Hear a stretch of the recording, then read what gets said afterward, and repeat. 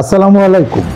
রাজশাহীর জন্য মুক্ত হস্তে দান করুন, দেশের সম্মান রক্ষা করুন। ছি ছি ছি, এমন একটা প্লাকার্ড নিয়ে আজকে হাজির মিরপুরের মাঠে বেশ কিছু সংখ্যক দর্শক। মানে একটা দেশের ক্রিকেটকে কতটা নিচে নামিয়েছে দুর্বার রাজশাহী। দুর্বার রাজশাহী বলবো কেন, আসলে দুর্বল রাজশাহী। চিন্তা করা যায় যে তারা পেমেন্ট দিতে পারছে না, বিদেশি প্লেয়াররা মাঠে নামছে না, দেশীয় প্লেয়ারদের বারবার করে পেমেন্ট দেওয়ার জন্য চেক দিচ্ছে, সেই চেক বাউন্স ব্যাক হচ্ছে, অর্থাৎ তাদের টাকা পয়সা নাই, তাদেরকে হোটেল থেকে বের করে দিচ্ছে। এক এক হোটেলে গিয়ে তারা পৌঁছাচ্ছে এবং সেই দলটার টাকা নাই, সেটা দেশের জনগণ বুঝে ফেলাইছে। এবং এই কারণে কিছু জনগণ আসছে আজকে মিরপুরের মাঠে, যে তারা প্লাকার্ডে লিখছে যে রাজশাহীর জন্য মুক্ত হস্তে দান করুন। ভাই, 1-2 টাকা যার কাছে যা আছে দান করুন, দেশের সম্মানটা রক্ষা করুন। আসলেই কিছুদিন আগে ডেভিড মালান ফরচুন বরিশালে খেলছেন, তিনি কিন্তু পরিষ্কারভাবে বলেছেন টাকা না থাকলে সেই মালিকের দল নেওয়ার দরকার নাই।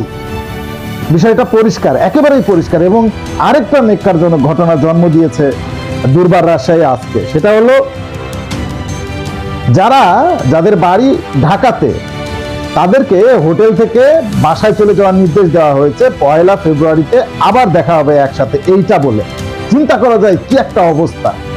মানে একসাথে প্লেয়াররা থাকবে হোটেলে, সেটাই তো নিয়ম, কিন্তু হঠাৎ করে দুর্বার রাজশাহীর ম্যানেজমেন্ট বলল যাদের বাড়ি ঢাকার ভিতরে তারা ভাই তোমরা বাড়িতে চলে যাও, আর যারা বাইরে বাড়ি এবং বিদেশি প্লেয়ার তারা হোটেলে থাকবে। অর্থাৎ এটা পরিষ্কার যে তারা আসলে রুম ভাড়া পরিশোধ করতে পারছে না, তাদের কস্টিং বেড়ে যাচ্ছে দিনকে দিন, সেইটা কমানোর জন্যই এই পলিসি তারা অবলম্বন করেছে।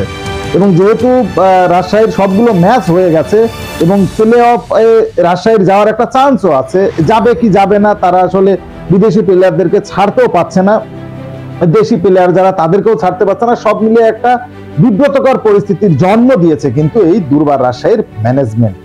এমনটা হওয়া উচিতই ছিল না, কোনোভাবেই না। অন্যান্য দল, বিশেষ করে ঢাকা, সিলেট, তারা তো একেবারে তলানিতে আছে, পয়েন্ট টেবিলে তলানিতে আছে, অথচ এই দলগুলোর ম্যানেজমেন্টও এত খারাপ না।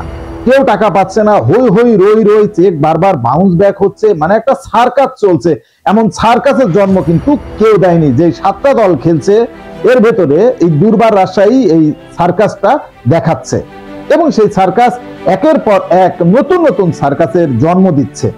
কি একটা বিচ্ছিরি বাজে একটা অবস্থা, ভাবা যায় আসলেই, মানে ভাবার কোনো সুযোগ নেই। এবং আমার কাছে মনে হচ্ছে যে দর্শকরা প্লাকার্ড নিয়ে গেছে আজকে, যে দুর্বার রাজশাহীর জন্য টাকা তোলার জন্য, এর থেকে আর কি লজ্জাস্কর হতে পারে বাংলাদেশের ক্রিকেটের জন্য।